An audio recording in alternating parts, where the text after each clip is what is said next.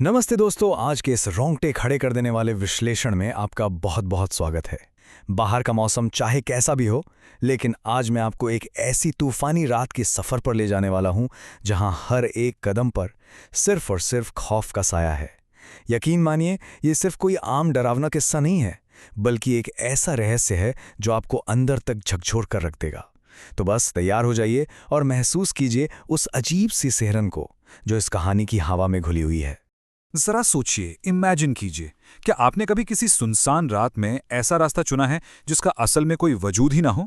मतलब आप एक ऐसी सड़क पर चल रहे हैं जो आगे जाते कहीं खत्म नहीं होती और पीछे लौटने का तो कोई रास्ता ही नहीं बचा है। आज के हमारे मुख्य किरदार रघु के साथ भी बिल्कुल ऐसा ही हुआ था। वो बेचारा कुसुमपुर जाने के लिए घर से निकला था, लेकिन उस भयंकर रात ने उसके लिए कुछ बहुत ही भयानक तय कर रखा था। यहाँ चाय पीने कौन आता है? अब तो बस आप जैसा कोई कोई ही आता है। अब यहाँ जो बात सबसे ज्यादा दिलचस्प है वो है इस छोटे से वाक्य में छुपी हुई वो भयानक चेतावनी। जब रघु रास्ता भटक कर उस सुनसान चाय की दुकान पे पहुंचा तो दुकानदार रतन ने उससे यही कहा था। एक पल के लिए आपको लगेगा कि चलो नॉर्मल सी बात है, लेकिन गहराई से सोचिए, आप जैसा कोई कोई इतनी खौफनाक रात में उस वीराने में आखिर कौन आ सकता है? असल में ये एक ऐसा जानलेवा जाल था जो रघु के चारों तरफ बिल्कुल खामोशी से बुना जा रहा था। भाग 1, भयंकर तूफान और रास्ता भटकना। तो आइए देखते हैं कि इस पूरे खौफनाक खेल की शुरुआत आखिर हुई कैसे। चलिए सीधे इस घटना की गहराई में उतरते हैं। रात के 8 बजे का वक्त था जब रघु अपनी साइकिल पर घर से निकला। आसमान बिल्कुल राख के रंग का, एकदम काला हो चुका था। 9 बजते बजते इतनी मूसलाधार बारिश और भयंकर तूफान आया कि कुछ दिखाई नहीं दे रहा था, और रात 10 बजे तक वो पूरी तरह से रास्ता भटक चुका था। अपनी साइकिल को घसीटते हुए कीचड़ में सना हुआ वो एक अनजान अंधेरे में बस चलता जा रहा था। और ये कोई आम तूफान नहीं था दोस्तों, ये तूफान उसे एक बहुत ही अनजान और खौफनाक मंजिल की तरफ धकेल रहा था।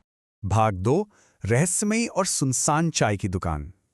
इसी घुप अंधेरे और पूरी निराशा के बीच उसे एक धुंधली सी परछाई दिखाई देती है। ये परछाई रतन नाम के एक अजनबी की थी, जिसने उसे एक पुराने गांव के पेड़ के नीचे अपनी चाय की दुकान में पनाह दी। लेकिन सच बताऊं, ये पनाह किसी बुरे सपने से कम नहीं थी। इन अजीब चीजों पर गौर कीजिए। इतने भयंकर तूफान में भी वहां रखी लालटेन की लौ बिल्कुल नहीं हिल रही थी। क्या ये मुमकिन है? बिल्कुल नहीं। ऊपर से उस भीगी हवा में किसी चीज के जलने की बहुत तेज बदबू आ रही थी। और सबसे अजीब बात, इतनी सुनसान जगह पर पलक झपकते ही रतन का चाय बना कर ले आना।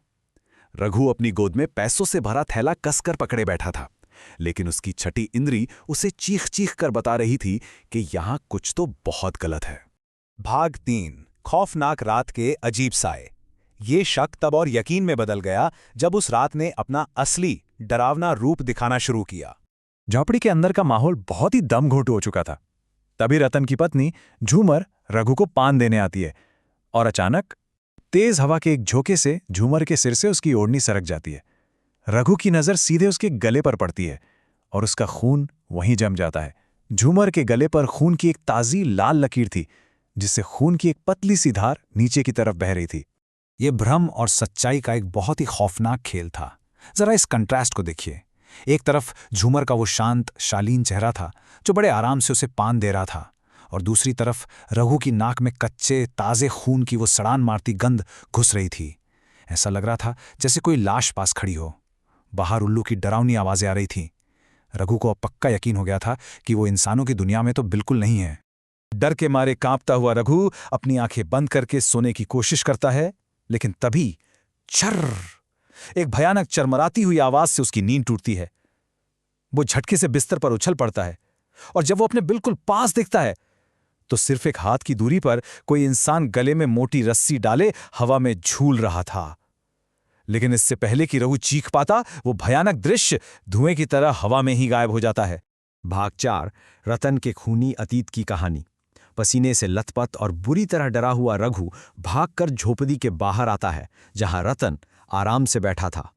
रघु की घबराहट देखकर रतन उसे शांत करने के लिए एक कहानी सुनाना शुरू करता है, और ये बात बहुत अच्छी तरह से दर्शाती है कि कैसे एक खुशहाल जिंदगी धीरे धीरे नर्क बन जाती है। 3 साल पहले तक रतन बहुत खुश था। उसकी शादी एक बेहद खूबसूरत लड़की से हुई थी। सब कुछ परफेक्ट था। लेकिन फिर शंकर नाम के एक आदमी की एंट्री होती है। वो रोज दुकान पर आता और एक कप चाय लेकर घंटों बैठा रहता। बस रतन की पत्नी को घूरता रहता। ये एक बहुत ही भयंकर विश्वासघात की बस शुरुआत थी। भाग 5 धोखा, कत्ल और भड़कती आग। अब हम उस खौफनाक मोड़ पर पहुंच रहे हैं जिसने सब कुछ हमेशा के लिए राख कर दिया। ध्यान से सुनिए, ये बहुत ही रोंगटे खड़े करने वाला है। एक दिन बिल्कुल आज ही की तरह भयंकर तूफान आता है तो रतन जल्दी घर लौट आता है। खिड़की से अंदर झांकते ही उसके दिमाग की सारी नसें जैसे फटने लगती हैं। उसकी पत्नी और शंकर बिस्तर पर एक साथ थे, हंस रहे थे।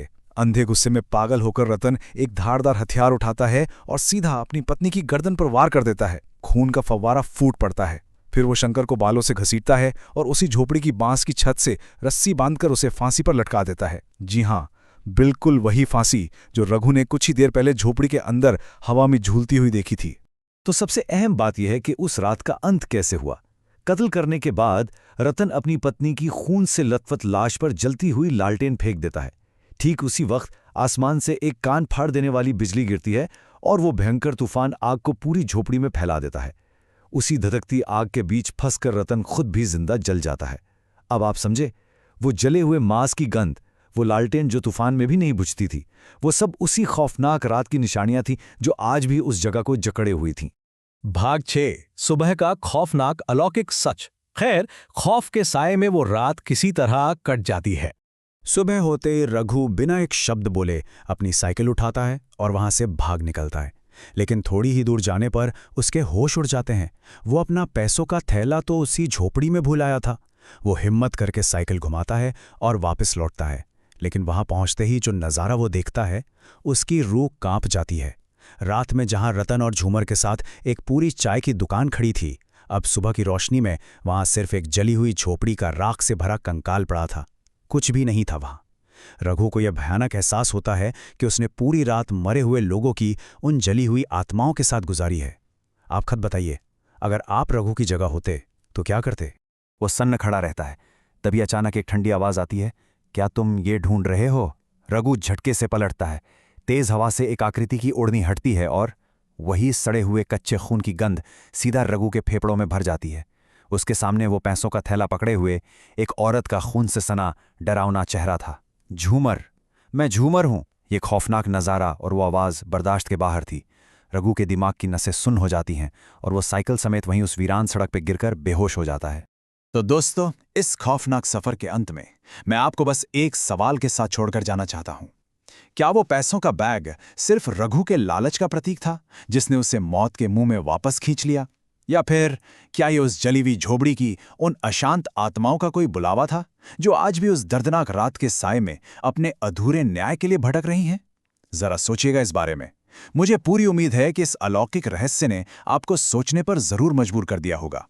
हमारी आज की इस प्रस्तुति में बस इतना ही। अपना ख्याल रखें और रात के अंधेरे में अनजान रास्तों से बच कर रहें।